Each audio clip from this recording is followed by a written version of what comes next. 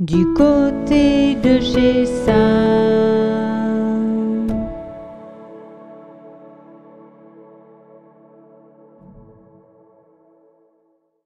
Bienvenue du côté de chez Sam.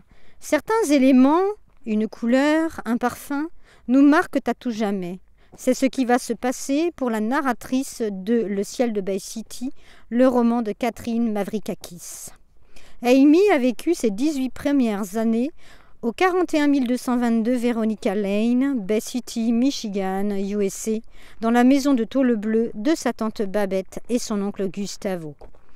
Elle y raconte sa naissance en 1961, la même année que son cousin Victor. Elle a eu des problèmes d'asphyxie qui l'ont obligée à rester à l'hôpital où sa mère ne vient pas la voir. Cette mère, qui n'a pas sa propre demeure, attendant que le père d'Amy quitte sa famille italo-grecque pour vivre avec elle. Denise aurait préféré que sa fille meure à la naissance, comme son premier bébé Angèle. À longueur de journée, elle répète qu'elle est demeurée. Seul son oncle l'aime, ce qui rend jalouse sa femme. Amy est obsédée par le ciel mauve de Bay City à cause des fumées d'usine. Elle ne peut que comparer ce ciel à elle-même.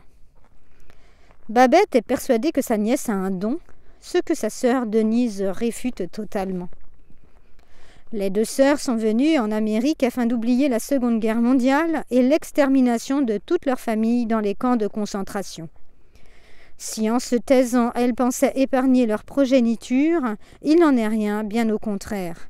Amy vivra toute son enfance dans les souvenirs morbides de la Shoah et du décès prématuré de sa sœur. Un roman excellent de par l'histoire tout à fait originale d'une jeune fille pas comme les autres, de par un style recherché où les mots ont été choisis avec soin. Grâce à Amy, nous découvrons à quel point la deuxième génération des Juifs exterminés a pu être traumatisée par les non-dits, le non-deuil qui leur a été transmis inconsciemment.